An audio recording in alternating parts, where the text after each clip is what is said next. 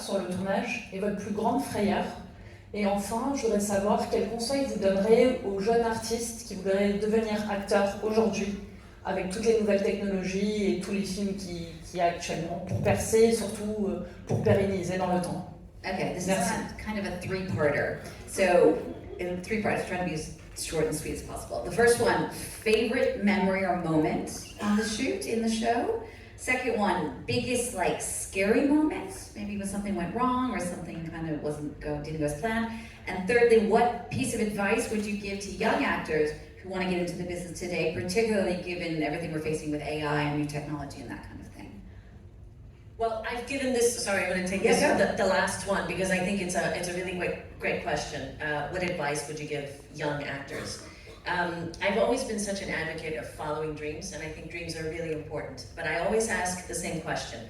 When there's a young actor coming my way, and I always say, why do you have to be an actor? Why do you want to be an actor? And if the answer is, because I have to do it, because I can't do anything else, because it's where my heart is, then I say, good, then follow that path.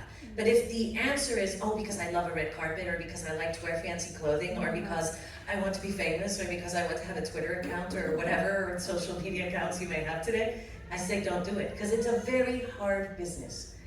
You have to have very thick skin, and you have to really love what you do, because you may be successful, you may make money, or you may not, and you still have to find happiness in it. And so that's one of the main things I try to ask the question, why do you have to be an actor? Why do you want to be an actor? And depending on the answer, I will give them what I think. But if the answer is usually what I believe to be a little bit more on the superficial end, I usually deter them from it, because it's a very hard business, and you will be very disenchanted if that's what you want. That's great advice. I'm just gonna write ditto next to your answer, and I'm gonna say my favorite and my scariest are the same moment, and it was giving Mark Harmon mouth-to-mouth resuscitation. Tell us. My favorite scene. I did it for you guys. How about Wilmer, Brian, anything in the kitchen? I think favorite moment is always really magical when you have multiple shows meet in one. So I like the crossovers were just hilarious between the takes. Every time they say cut, everyone's laughing their asses off, and you can tell that that's part of the magic, is what happens in between the takes that when they say action carries into the energy of the character. So that the crossovers, felt really great. One of my favorite moments is when Cody came back to Ncis, and I got to my storyline intertwined with her arrival, and we got to see kindred spirits be on screen in so many ways. We got to have a little bit of a fight, together, which was just amazing to be manhandled by Cody DePaolo. I mean, you put me in a lock, it was like we had a fake little fight. Who saw that episode, when Cody came back to the show? So it was just to see the strength of a character and which is that. So that was one of my favorite moments, to be able to, kind of be part of that her return was really awesome.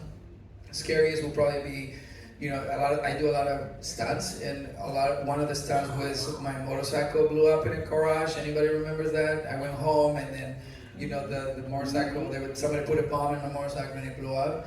Well, what a lot of our power people, just didn't really warn or told us about was the fact that in a garage, there's only 3 walls. And that if something blows up in there, it's only going out one way. Okay? It's going out the way that it doesn't have the door.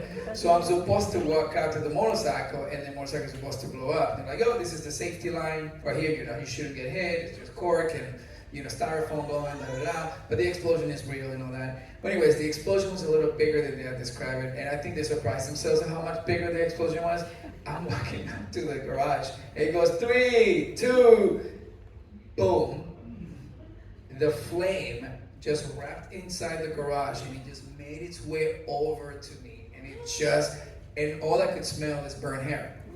And I'm on the floor, and of course they haven't said cut, so I'm playing it. And I look back, and I put my gun out, I'm like, what does the government, they say cut, and I'm like,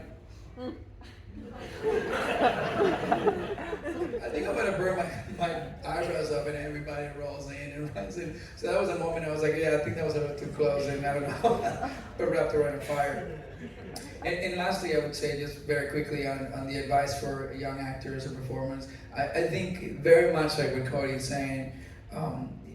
You have to understand the why you can't live without that, and understanding that if you love telling stories, if you love creating, no matter if you're doing